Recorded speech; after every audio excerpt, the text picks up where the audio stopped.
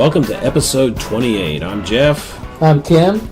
And Tom's not here. We don't know where he is. We've been waiting on him to show up, and he hasn't. So, Tom, well, it's not like he can hear us because we're recording this. This is a podcast, not the radio. It's not Facebook Live. It's not, and we're not Facebook Living. So, anyway, we are the Three Old Reds fans, or at least two for right now. Coming to you from Studio 82, just down the street from our good friends at Beans in the heart of Cedarville, the famous birthplace and final resting place of Reds legend Bumpus Jones. Be sure to subscribe to us on your favorite podcast app or website. Leave us a fine review there. Tell us how much you like us. That will help other Reds fans find us. We might not be the most entertaining show out there, but listening to us sure beats watching the Reds on most days. Although yesterday, we didn't have to watch them at all. And Thursday this week, we don't have to watch them at all because they have this rare 2 games off in a week because of the way they changed some scheduling in the last CBA. Riggleman doesn't like it. He was fussing about it the other day because of the pitching rotation, how it messes with that. But, I think the Reds, could benefit from a couple of days off. Something different. We know we won't lose those days. So, at any rate, we are closing in on the number 1,000 for downloads of this show. So that's pretty exciting. And that's coming that'll happen by tomorrow. Once this show gets posted, even though Tom's not here, I predict that it will go well. So when do you estimate we'll go platinum? Platinum? Well, we'll be really old Reds fans. The word eternity. That'll be like, instead of 3 old Reds fans, we'll be like grandkids. 3 old Reds fans, grandkids. 3 old Reds fans, great grandkids. Oh my! But okay. They'll have us in hologram. Yes, mode somehow. That'll work. Yeah, we could do the Ted Williams thing and maybe come back someday. Yes. Well, the Reds still mired in last place, 16.5 out, I think, going into today behind everybody in the division. They do play the Royals the next couple nights, tonight and tomorrow, and the Royals actually have a worse winning percentage than the Reds. Doesn't mean anything, doesn't mean we'll beat them, but you got to like our chances. Both teams like their chances. Both teams do, yeah. Yes, and Joey Votto will be DHing tonight. Yeah. Don't know if he'll DH the next night, but he is the DH in the Tuesday game this week. So that'll be interesting to see how that goes. We'll talk a little bit about some rules changes and things that baseball is maybe talking about a little bit later. But first of all, last time we talked, Winker had just been benched. We recorded the show, and now there were other podcasts. A lot of people wrote a lot of stuff. This is the dumbest thing ever for the Reds to do. And 2 days later, he's back playing, and he's playing every day. So what do you think happened? I think I was out west when this occurred. I'm trying to remember. I remember being disappointed when I heard that he was the odd man out. And I don't remember reading specifics, but what I do recall is someone referencing the fact that upper management made the decision and they said the names, and one name they did not say was Dick Williams. Yeah. And then afterwards, the change was made. So the inference being that Williams overrode them. Mm-hmm. I have no clue. We have no clue if that's true or not. If it is, thank you. Mm-hmm. And if it is true, what in the world are you thinking? Mm-hmm. Mm-hmm. It's just a mystery to me. And Winker, by far the least at bats of any of the 4 outfielders. But as Tom said so eloquently last time, he hasn't proved he can't hit yet. And lately he has been hitting very well. I think he actually has more at-bats than Schebler because Schebler was out. I'm talking about career. Oh, career at-bats, yeah. And you're right now. He probably has more at-bats than Shebs because Shebs was out because of the injury. He does. Shebs doesn't have enough at-bats to even qualify for league leaders. But so. I'm glad he is back in the lineup, and I think a lot of us are. Yeah, I think so. I mean, like we said, we don't know how good the guy's going to turn out to be, but, well, let's find out. That's what this year's supposed to be about, right? And we've already seen what some of the other guys can do.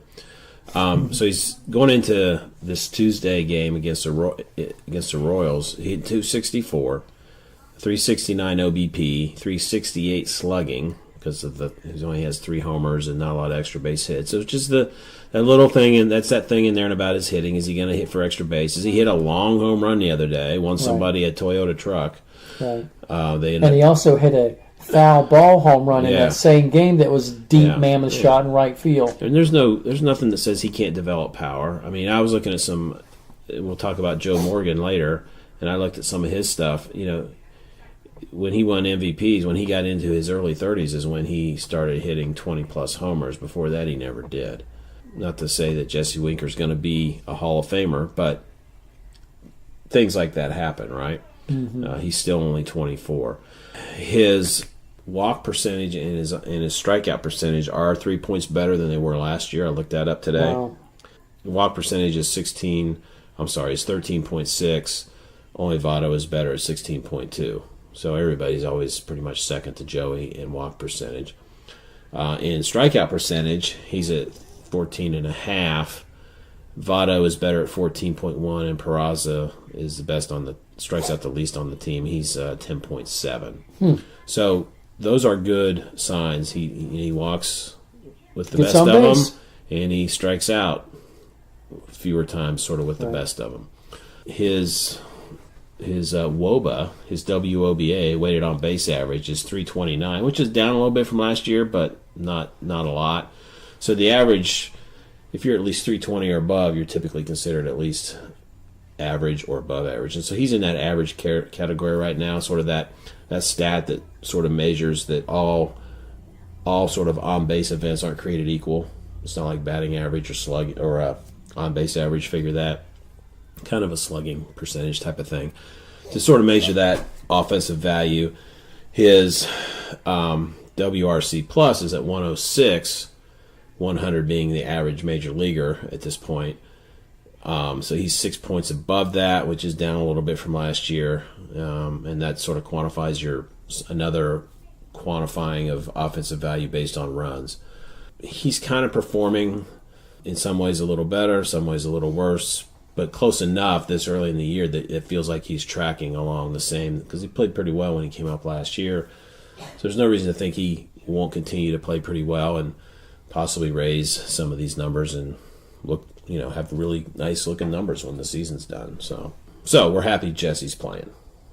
And he's played the past several games in left field. Had that diving catch to his forehand. Had this incredible, he caught it off the wall, but he didn't have his glove facing the wall. He had it like this, and somehow the ball still stuck in his glove and fooled everyone and called him out, overruled correctly on replay. Right. But he's been playing well in the outfield. Yeah, I mean, that's one thing we argued last. Yeah, it's one thing we argued last week was can't get any better in the outfield sitting in the dugout. I mean, he's not going to. That's right. So that was one of our complaints. So we like seeing him play. The other big kind of discussion point lately that I've been hearing a lot, reading a lot about is Scooter and what to do with Scooter. Keep him and sign him or trade him. So he turned 28 in May. Okay. He was 24th in WAR. I'm looking at Fangraphs. Their WAR statistics. Not everybody's WAR statistics are exactly the same. They had him. He finished last season 24th in the National League of players who would be qualified for at bats for a batting title. Right now he's 5th in the National League. When he was 26, he was 67th. He played a lot of games that year for the Brewers, and then they just decided to cut him loose the next year. So typically guys who are going to be good, really good, and have sort of those long 12, 15 years of a lot of production kind of usually start really young, right? Being really productive in their early 20s for the most part. There are exceptions. But for the most part, that happens. Scooter wasn't that guy. Scooter is at that peak age where he's having his best years. So history would say because he didn't do it before those years, he was really, I mean, there was a big jump. It wasn't like he's peaking. He is peaking, but I mean, it's like from very, but way below average player to suddenly a very above average player, hitter. And typically, history would tell you that doesn't mean he's going to last very long at that. He gets in his early 30s and he's going to drop off. Kind of like Adam Duvall, maybe? Duvall is doing that. He's an example, certainly. He'll be 29 early next season. If you were going to sign him, how many years would you sign him for? Would you feel comfortable giving Scooter Gennett? Based on what we've seen with his 2 years here and his presence on this team in the clubhouse, and not looking at return value or anything else, just to answer your question generically, the answer is yes. Okay. I've been all over the place on this. Yeah. Like, I'm like, trade him, get what you can, and I'm still okay with that if the return is really good. Right. If it's not, I wouldn't give him any more than 3. I agree with you. That gets him to starting off next season at 29, then 30, 31. Do it for 3 years. If he's still if he's like an all-star at age 31, then probably a couple more years. But right. to go 5 on that guy feels, just because of what, as I explained, kind of how he fits his career tracks historically. Yeah, he's probably got 2 or 3 more good years in him. Right. But probably not 6 or 7. Right. Oh, I agree. And we communicated about that too. And I think someone had mentioned 4, and I mentioned I'm more comfortable with 3 as well. Now, would Scooter want 4? Sure. Yeah. I mean, and that may come down to what it's going to cost you. Right.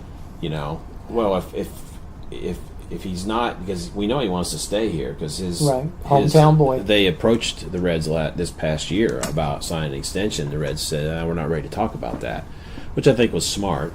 Yeah. And so I think depends on the number that Gennett wants. Is he willing to take a little less and stay here? I guess what we do is we look at these other teams who are in the pennant races, and we look at their second baseman and say, okay, what are you willing to give up for him? I mean, every game I hear of the Yankees, and what's his first name? His last name's Torres, Gleyber. And I just sit there and think, that's what the Yankees gave for giving up Chapman. We got a bag of pretzels for Chapman. Depends on what you're going to get back for Scooter. I agree with you. Torres was traded by the Cubs with 2 other guys, you don't know who they are, to the Yankees for Chapman. And, of course, the Yankees turned around and re-signed him. Right. Of course. So, Jocketty could have waited. He could have waited. I think that whole domestic thing probably had something to do with it, and they just sort of, as you've talked about before. So, but that domestic issue was like February, March. 4 months later, some team would overpay him at the deadline, and Jocketty blew it. Yeah, they did. I did not say that after the situation. I said it right then and there. Yeah, I agree. I know. So, Suarez and Gennett, I think we would all agree, are having the best seasons for the Reds. And Votto kind of close behind. So, diving into some sabermetrics today, some analytics a little bit, because I know how much you enjoy that. And I looked at WOBA, WRC Plus, which is weighted runs created, which looks at that overall value as a hitter based on runs, and in WAR, which is attempts to explain how valuable each player is to his team. And of 74 players in the National League right now that are eligible for batting title numbers, I mean that's how I did it, minimum plate appearances. I set it at that. So there's 74 guys right now that fit that mold. So the Reds are very well represented at the top and at the bottom. In all 3 categories.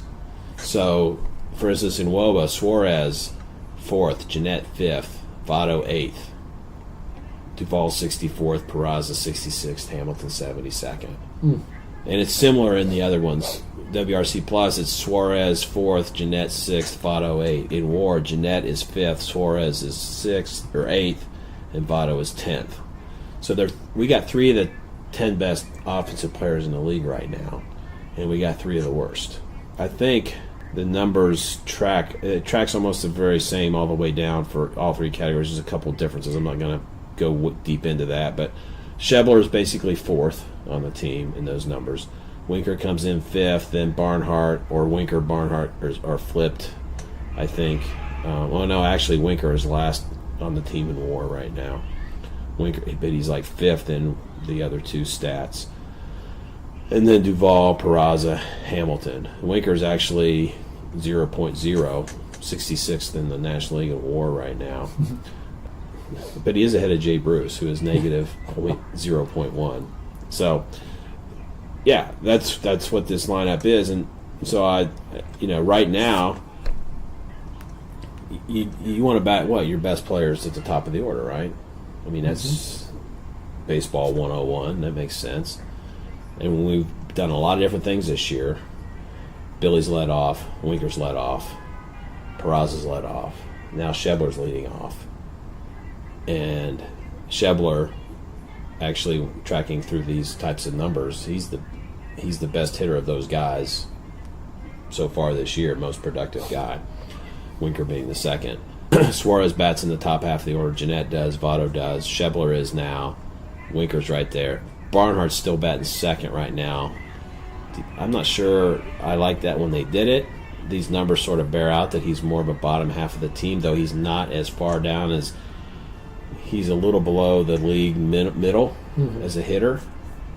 I don't know if I think he should stay there. I mean, I'd rather bat Winker second if I'm going to lead off with Schebler. Wouldn't you? It's certainly. I remember when they were batting him 8th for the longest time, and I think you got to get him up to the 6th hole. Who, Barnhart? Yeah. It doesn't pass the smell test either. No. Him being at the 2 hole. You'd love it if Peraza could be a guy. You'd obviously love it if Hamilton were the guy that you could have up top. But I think I share with you, because Votto is not getting a lot of opportunities with guys on base, do we have a leadoff batter? And I'd love to see Votto 2, Suarez 3, Scooter 4, Winker 5, and give Winker a chance to hit with those guys on base. But we just don't have a leadoff guy. No. I mean, Schebler's kind of hot. Maybe that's why they put him up there, just to ride that for a while. I don't know. Right. He's not a long-term. I don't think he's a long-term leadoff guy. No solution. No. I think with this, what they have, he's a top half of the lineup guy. I just don't think I don't think that's the long-term solution there. Interesting though, Charlie Blackmon bats leadoff for the Rockies. Yeah. Schebler doesn't actually. When I did those rankings, he didn't show up because he's just a few at bats shy of the minimum. But I did look at his number and saw where did he slot if he was, and he slots tied with Charlie Blackmon in like WRC Plus. So I mean, wow, interesting. When you throw all these numbers together, he's kind of the same. He's been kind of the same guy, at least in that stat, that Charlie Blackmon's been, and everybody would say that's worked. Yes, it has. That's worked. Yes, it has. Doesn't mean it would work for every team, but just interesting. Maybe when I looked at some of these numbers today and I see what some of the things the Reds have done recently with the lineup, I'm like, they're looking at stuff. I mean, they got even more analytics than you can find online, you would think.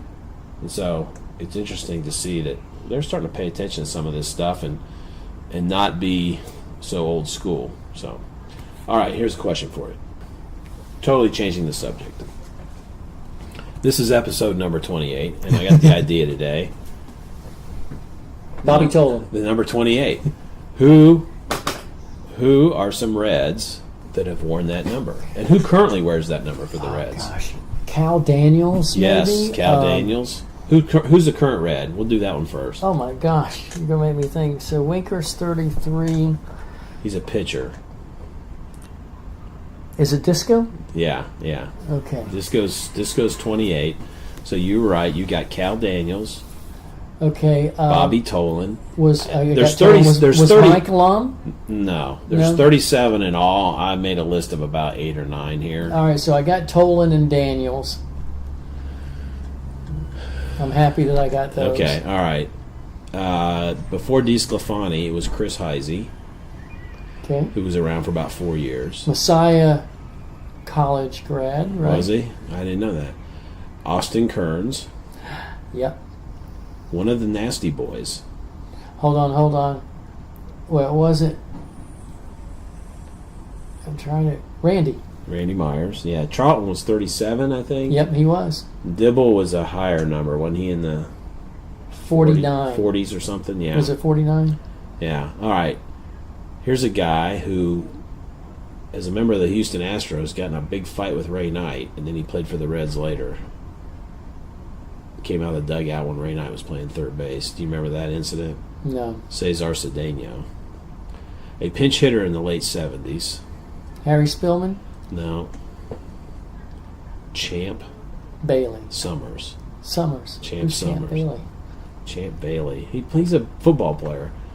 Yeah, cornerback. He's a quarterback. He was like a quarterback He'd be a and leadoff quarterback guy. at Georgia. Played for like the Redskins and the Broncos, didn't he? That's Champ right. Bailey. That's pretty good. The great Vada Pinson wore number 28. Yeah. And Wally Post from the 50s. So Your that's dad's favorite one red. of my dad's favorite Reds. Yeah, absolutely. So that there you go. That's some interesting That's a number good 20. question. So we might continue Have to to be do ready that. for number 29. Number 29. We can do this up through 99. And we could have done it before and said Mr. Red.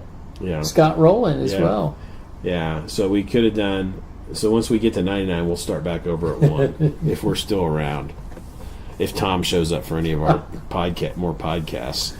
All right, Senzel.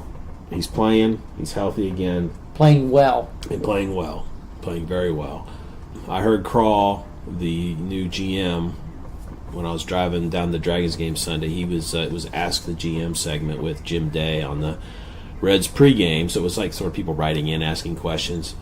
So some of them are okay, some of them not so great. But he was asked about Senzel. When's he going to be? Is he going to be in a Reds uniform before the end of this season? And he hemmed and hawed a little bit, but he said yes, but he would not commit to a time frame, which you wouldn't expect him to. But at least he said, yeah, we're gonna see that guy here. So it's a matter of time. How they'll use him, who knows? Do they say, here's your position, take it? Or do they play him, move him around, see how he reacts, try not to put too much pressure on him for one position to be the guy? Mm-hmm. But we're all looking forward to seeing him. Mm-hmm. Now, of course, if they don't play him every day, people will scream. I can see him coming up and playing that night, and the next night he's not in the lineup. Twitter will go nuts. Where's Senzel? Where is he? It'd be like the Winker stuff. So, And as bad as the Reds have been, that is understandable. yeah, absolutely. So, where do you think they'll put him? Well, seeing how they played him at short quite a bit in the spring training, and then went to Louisville and played strictly at second base, I figure second base will be his position. But then what do you do with Scooter? No, that's the... And does Scooter become a corner outfielder? Or does he get traded? Yeah, but my guess, second base. If the Reds have a plan, which we talked about in the last show, do they have a plan? If their plan is to move Scooter, we won't see him till Scooter's moved. I don't think. Does that make sense? So that means late July. Yeah. Does that make sense? That they would do that? I could see that there, as a possibility, but I could still see them bringing him up.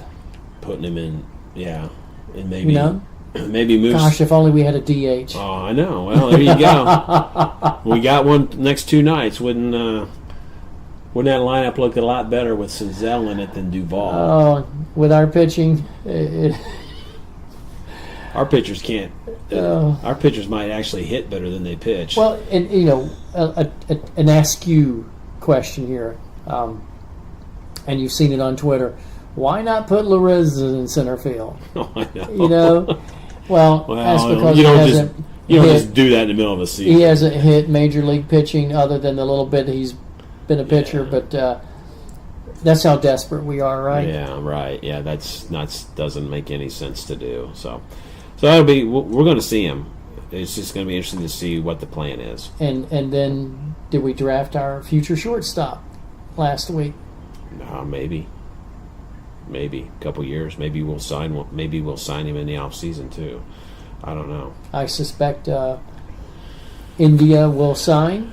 No, I mean I know somebody out in a free agent. Thinking, yeah. In 3 years, would Jonathan India be our shortstop? I don't know, because he has been on record of saying he prefers to play shortstop. Right. And if he can play it and hit for power, that would be we'll take it. That would be a really good thing. Yeah. I wish we could have drafted a Bob I think we're going to win player. the World Series in about 3 years. What do you think? I don't see how we can miss. Well, it was really good to see DeSclafani pitch pretty well the other night. Got through the first couple innings, a little nicked up, but then he really settled down, and it seems good. And I think if he's healthy, he will be good. He's young enough that we don't. It's not like the Homer Bailey situation, I don't think. So, what was encouraging within the discouragement of the fact that he only went 5 innings and gave up 10 hits is that he only gave up 2 earned runs. Yeah. We finally had a pitcher who had sort of a not so great outing. We've had a pitcher who's been, made his first start in almost 2 full years, work his way through that. Mm-hmm. That was encouraging. And his first start, first 2 innings were rough, but after that he settled down and was in a groove. And so it's good to see that. We need that. Right. The starting unit needs that. Mm-hmm. We need a guy who's a presence in the clubhouse, and we certainly don't get that from Homer. If anything, we get a disruption with Homer. Well, yeah. It seems that way. We'll talk about Homer here in a second. Our friend, Nick Carrington, who was in on this one episode last year and writes for Red Leg Nation, and I know pretty well. He tweeted the other day about, I think, Garrett Lorenzen and DeSclafani, they all pitch in the same game or something, or 2 days apart. He's like, these 3 guys pitched well, and he's on record, I think, pretty much like, give these guys a chance to start. Did we see like maybe the 3 best starters this team has all pitch, in a year from now or 2 years from now, a year and a half from now, something like that. So I've gone back and forth on what I think about that. I've seen the need in the bullpen, and I think that's why they did that with Garrett this year. I think Lorenzen, maybe some health issues was, is he durable enough? He looks durable, but is he? Looks can be deceiving. Should those guys get a chance? Do we do that the second half of the season? I believe what hurt Lorenzen in his bid for a starting position is his second half last year. Mm-hmm. He did nothing out of the bullpen. And I believe, that and the injury coming out of spring training. Garrett, love to see him. I think of those. Well, Disco, we know. Yeah, he's a starter. But Garrett, I think, has shown enough that, hey, we really need to work with this guy. Shown enough this year and shown enough last year before they shipped him down to the minors, which you pointed out why. Yeah. Well, I think I'm with you on that. I think Garrett should definitely get that opportunity. Lorenzen, I'm on the fence about. Me too. Not sure it'll work. Me too. Now, the Homer situation, we know now that he actually might get to start again for the Reds after he comes back from being hurt. Now, he got all kinds of grief for saying probably not. However, if you do read the whole story, you find out that he wouldn't talk about it the day it happened. And then he came out and said, if he's telling the truth, which I don't have a reason to think he's not, he said, talking to the reporters, you guys know more about this than I do. You've been told more than I have. So he was really ticked off, which I would be ticked off too if my boss told reporters what was going to happen with my job before he really talked to me, or if he told reporters a lot more than he told me. I think he knew, but I don't think he knew. I think there was a lot of information he hadn't gotten. So all that to say is, I'm not saying Homer shouldn't have said probably not, and I'm not saying Homer is a ultimate team player or anything like that, but there could be a little bit of, for his not so great attitude about it. Well, that could be a little bit of it. That some of that could be coming out of the like, what? I don't know what's going on, and the frustration of them not really talking to him before they told the media. He also claimed that one of the reasons he didn't want to come to the bullpen is it takes him too long to warm up. Well, I know. You know, and I can remember when I first moved here from South Carolina, one of the radio stations, I don't remember which one, but a cab driver had picked up Homer. Yeah, you were talking about that. And a local station was on, and he said, "Why are you listening to that crap for?" Yeah. And he just started criticizing everyone. I think with Homer, I do think he's sort of made his bed, and he's having to live with it. And there's no doubt, in my opinion, he's not an easy guy to deal with. No, he's not. And so from that, maybe he's getting a taste of his own medicine. Does it make it right? No, it does not. It's not a good way to run an organization. That's the thing. When I read about that and heard about that, and I'm looking at the story right now here on John Fay wrote a story on Cincinnati.com, that just made me like, really? Is this organization, now they haven't given their other side of it, which they should be given the opportunity to do that if they were willing to talk about it, but they probably won't. But that's not good either. So I think there's plenty of blame to go around on this situation. But I guess what they're doing is, okay, you had a knee injury, your knee was bothering you. Did that have anything to do with how you were pitching? When you got $20-some million a year invested in a guy, I think you have to say, now, are you completely healthy? Okay, you get another shot. Pretty short leash, I hope. It's got to be a short leash.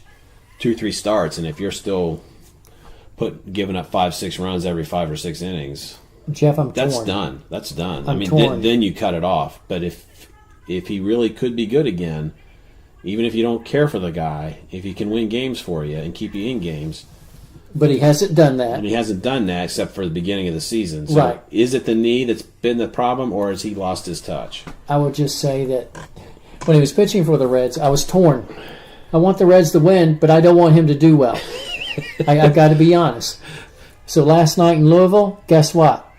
I had no problem with him getting him losing and Louisville losing too. Yeah, he didn't pitch that well.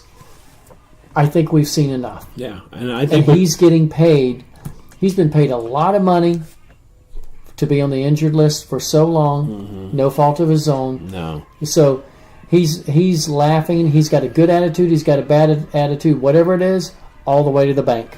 Yeah, he does. Well, we'll see. I mean, I'd love for him to work out, but if he doesn't, he doesn't. But I think the leash has to be really short. I think, as I've said before, I think he sort of got that season worth of starts, and his ERA was around up over 6, and nobody keeps a job in the major leagues with that. What Parcells say, you are who you are. Yeah. Your stats bear it out. Yeah, and that's enough. A season is for a guy at his age, that's a sample size that's worth looking at. So, all right, free agency. Now, I said the other day, I would love to see Manny Machado playing shortstop for the Reds someday. And you were like, "Ooh, that looks good." And then Tom Corsi's like, "What? We need pitching. Are you crazy?" So Tom's not here to speak for himself, but I think I know what he would say. He would say, "We need pitching." So Machado and Bryce Harper are the two big guns in this free agent market. They're both 25. They've both had great seasons. They've been all-stars. I mean, these are guys that if you sign for 10 years, you probably get 10 good years out of them if they're healthy. They're going to diminish maybe the last couple a little bit, but Joey Votto is 34 and he's not really diminishing. I mean, he's still getting it done. So those are guys I think I wouldn't have any trouble if they have the money, throwing the money at one of those guys. I'd rather see him throw it at Machado than I would Harper, because Harper, I don't know, I just like him better. I mean, I don't know. Just sort of a shortstop a guy who can play in the infield, you hit like that's a lot harder to find than an outfielder that can hit like that. Yeah. Well, so I guess should they spend that kind of money on a position player? Should they spend, $100-200 million over 10 years on a guy like that? That's a tough call. That's a tough call. Well, given the choice, if I were to spend money on a pitcher or position player, you'd like to say position player, but our pitching is so bad. Mm-hmm. So, we do need Molly and Castillo to improve. We do need Disco to just improve and get healthy. And then hopefully within 2 years, a number one pick from recent will be up here. Yeah. So we'll see. Well, I mean, I think most people would say, yeah, I would give that kind of money to a solid position player like that before I'd give that kind of money to any pitcher. Right? Understood. I think Tom would agree with that even as well. But I do see his point. You got to look for some pitchers. So as I scan down through the list of free agent pitchers next year, and pitchers tend to have they can peak more in their early 30s a little bit. Keuchel will be 30. Gio Gonzalez, 32. Patrick Corbin with the Diamondbacks, he's only 28. That interests me. Yeah. I don't know if you can get him. Charlie Morton has been really good lately, but he's 34. That'd be hard to go for more than a year or two for a guy like that. Hyun Jin Ryu, or however you say it, for the Dodgers, who's on the DL, he's 31. Matt Harvey's 29. So looking at Matt Harvey's breaking down at age 29. Not that everybody does. I'd give a couple years to a lot of those guys. I'd probably give I could probably give 4 or 5 years to Corbin.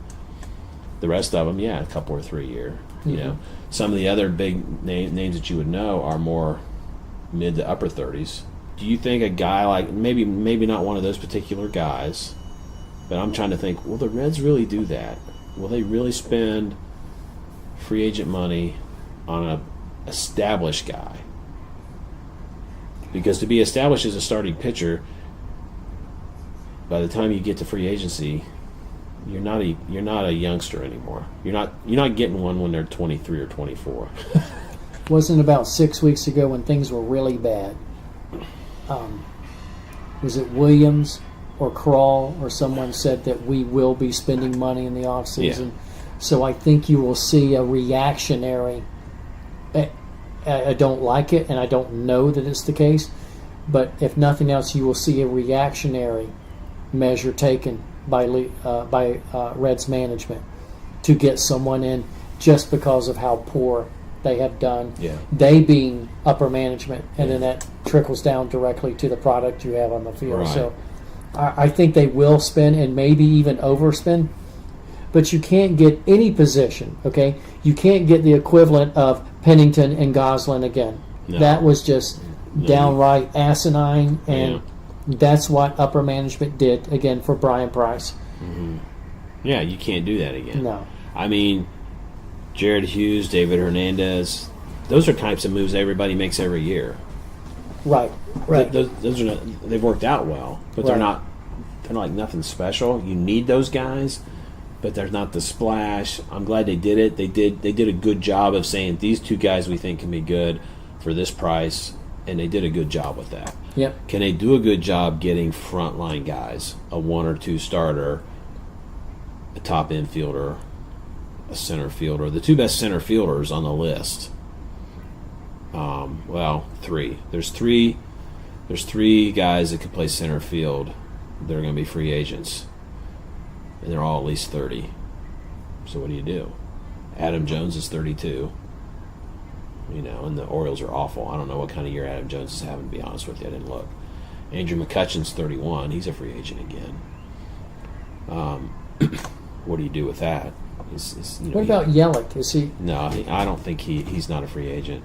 That's true. A.J. Pollock, who's on the DL right now for the Diamondbacks, is 30. I mean, that's a guy. All 3 of those guys would be obviously an offense. No matter how they played, if they were a little below their normal, they'd still be a better offensive player than Billy Hamilton. If Billy could hit 260, we'd keep him. Well, yeah, but he's not going to. Now he's talking about giving up switch hitting. Do you think that could help? Based on what we've seen, it can't hurt. So you try something. because his display the other day in the outfield was just typical Billy. Oh, yeah, he was the player of the game, yeah. And then, that he did, and it was very catchable. And the one he didn't catch, but the ball kept rolling. He charged it, had the momentum behind him, threw out the pitcher at the plate by a mile. And that's just Billy in the outfield. He does so much for you. But the Reds are so depleted with talent, they need so much more from him. Yeah, I agree. And I don't mind if Billy stays on this team as a backup outfielder. I don't have a problem with that. Agreed. You can use him in a lot of creative ways Agreed. to make a difference, and I don't have a problem with that. I mean, he obviously wants to start, but maybe he'd hit a little better if he didn't. I don't know. So, I've seen Hunter Greene a couple times lately, talking about future. That kid's looking good. Last time I saw him, he threw about 80 pitches, and I don't think he threw 10 non-fastballs. He was just all fastball. Humming it? Yeah, all fastball. He didn't even hit 100 that night. So, that's the... Oh, okay, I was going to ask, was that the night? 99.6 was his top. I mean, that would round to 100, but it was 99.6. And then the start before, he hit 100 like 7 or 8 times, well, right? Yeah, well, actually his last one, just the other night, Saturday. Okay. I didn't see, so I was at their games Sunday and Monday, but Saturday he popped 101 like 7 or 8 times early, like in the first 3 innings. I don't know what he did after that. That was the tweet I saw. Seems to be getting it done. I think beginning of the season, I don't think he still had an understanding of what it takes to prepare and be ready for the other team. And I think he's gotten the picture. I don't think he was trying to not prepare. I don't think he understood. And I'm reading between the lines here of comments from him that I've heard, comments from the manager, comments from the pitching coach. I think he does. He goes, they have meetings before every game, like go over the hitters. I just think it's starting to sink in for him, and I think he's starting to understand how important it is, and he's getting some results. He's only 18, He's right? 18, yeah. I mean, he will be 19 till August. I mean, he's a kid. I mean, there's kids his age that's still in high school this year. I think that he's going to be really good. The pitching coach, who's a former number 1 draft pick himself, Seth Etherton out of USC, ran into some arm trouble, pitched a little bit for the Reds. I think he was the number 1 pick by maybe the Angels or somebody. I could be wrong on that, but it was not the Reds. But I think he ended up making it up, pitched a little bit in the majors, had some arm issues. He's like, is this guy still going to be? I don't see why not. I mean, he's very, all in on Hunter Greene. Talent, the ability. So, is he pitching in the majors when he's 21? I don't know. I hope so. I hope he's not Robert Stevenson still trying to get command of his fastball. I read an interesting piece on Red Leg Nation today about one of the guys wrote about suggesting that maybe Stevenson's biggest problem is command of his fastball. It's like his best pitch in a way, but he can't command it all the time, and that's where the walks come from. His other pitches, which, most pitchers they're out, that's sort of the setup pitch to get ahead, right? And then you get him out with something else. Well, he's having trouble getting ahead because he doesn't always command it.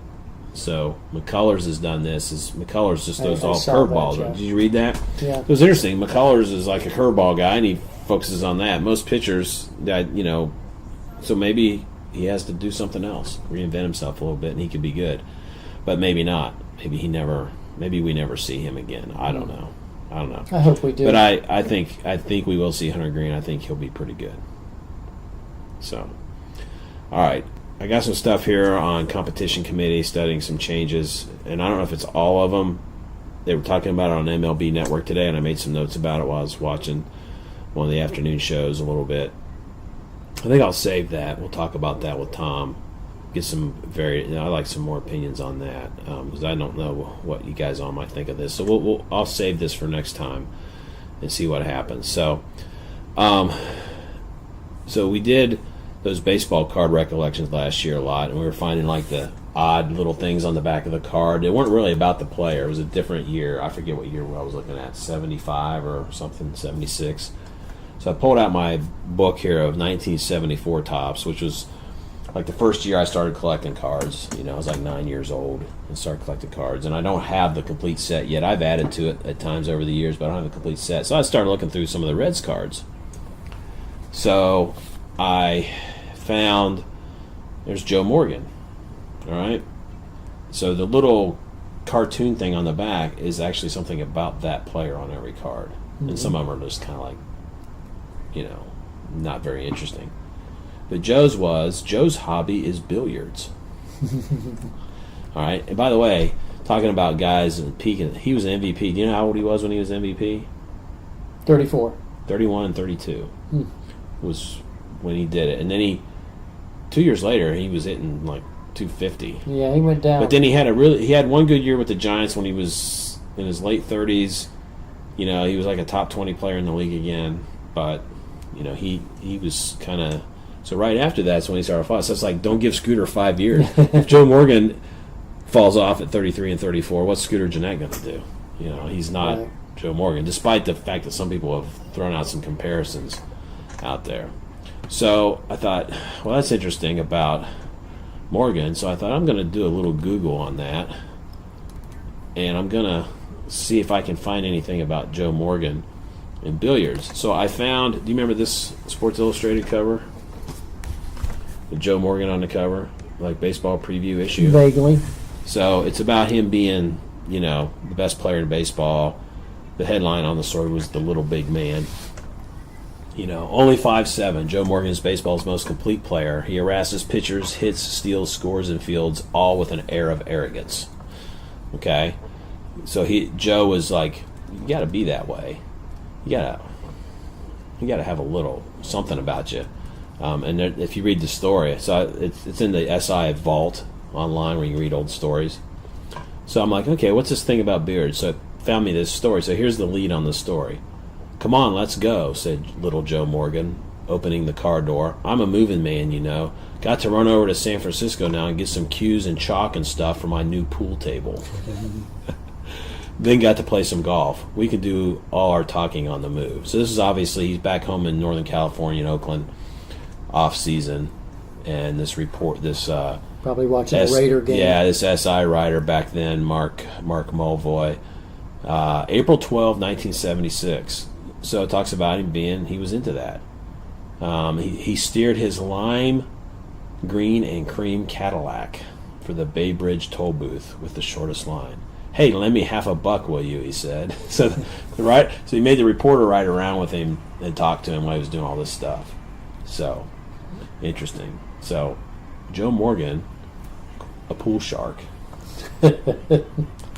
So who knew? So I thought that was kind of interesting to look back in there and see all that. So, well, we missed Tom, and hopefully he will be with us next time. And but we thought we'd just go ahead and put one of these together. I still have no communication from him here on my phone. No, I think this is the first time either three of us have failed to show up when we had planned it. So he's broke the ice. A little bit easier for the next one of us. And yeah, if it's you, when we're in trouble. We're in trouble. Yeah, I sort of set it all up and record it, right? So I'm the producer, right? Yeah. The technical guy. So, well, we covered some pretty good stuff, I think. We like just a review. We like that Winker's playing. We think Scooter's worth keeping. Just don't pay him too much and don't do it for too long. And some of the pitching looks good. Starting to maybe come around. Could be good. I like our new backup catcher. And I'll tell you, that guy's... He's a big boy. He's a revelation. He is a big boy. It reminds me just of his size, his frame, of an old catcher from the Cubs, number 8. Jody Davis. Yeah. Jody Davis was a big boy. So is this guy. Yeah, he's big, and he's actually produced more than what Mesoraco did. He's, in a short time, he's been like, oh, this is kind of stuff we were hoping Mesoraco would do. Hit a home run, knock in a couple runs here and there. I don't think he's going to steal the starting job from Barnhart, but I think if Barnhart got hurt, I feel a lot better about this guy than Tony Cruz. Yep. So agreed. He's certainly not proven as a guy who can be an everyday guy in the big leagues by any means, but I think he just looks better at the plate. Cruz just didn't. I didn't even like the way he swung the bat. So, anyway, all right. Anything else? Let's see. No, I will. Closing for me. Last comment is Jared Hughes, you mentioned him earlier. ERA roughly now 1.06. What an addition. Yeah. You know, you got him, you got obviously Iglesias in there.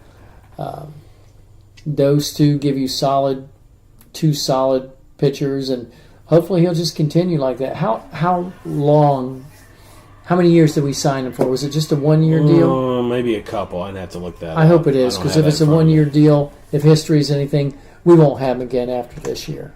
Well, that could be true. I think he hasn't pitched for one National League Central team. Was it the Cardinals? I think he may end up going to or Chicago. He may end up going to one of those two teams. Here, I can tell you real quick. I just called it up here. Hernandez they signed through 2019, and Hughes the same. So Hernandez is making $2.5 million this year and next. Hughes is making 2.125, so he's making a little bit less. Hernandez is a free and clear free agent for 2020. For 2020, so they have him for 2 years. They have him for 2 years, and they signed them both for 2 years. The Reds have a $3 million club option for Hughes in 2020. Okay, so they have another 2 years. If he has 2 really good years, you know how relievers can be. Yeah. Like he could be like horrible second half of next year, because that can happen to relievers. Or this year. You just look what I mean, Peralta's not what he was last year. You just never know with relievers; they come and go. But if he puts in 2 solid years, and he's really good again next year, they'll $3 million. That's a bargain. Yeah. To keep him for 1 more year. Yeah. So it's not a mutual option, which is what they have on Homer, which that'll never happen. So those are the guys, the pitchers that come up for free agency in 2020, or that they could lose in 2020, would be Bailey, Hernandez, Hughes if they don't exercise the option. Matt Harvey, of course, is a free agent next year. They only have him for this year. Those are the only guys that they can't keep next year. Really, Harvey's the only one that they don't have control of next year. Everybody else they do. So that'll be interesting to see how that goes. So, all right, yeah, he's funny. He's funny when he gets interviewed. He's just Mr. Enthusiasm. The way he runs in from the bullpen. I saw a description. It's a lot of fun. Faster than a bullpen car. He is much faster than a bullpen car. Yeah. He would lap the bullpen car once, maybe twice. So, all right. Well, it's June and we've sort of settled into the season. Yeah. But when we return, will the Reds show that they have settled for what they are, or will there be rumors at least to make us believe they haven't? Some of that free agent stuff we talked about, trades, what will they do? It'd be interesting to see. If they don't make any trades and wait to do free agency, I'm okay with that. I'm okay either way as long as it's good, right? I mean, I think we're all that way. So it all kind of goes back to the idea of that plan we discussed in episode 27. Do they have a plan? And so we'll see. But until episode 29, go Reds. Go Reds.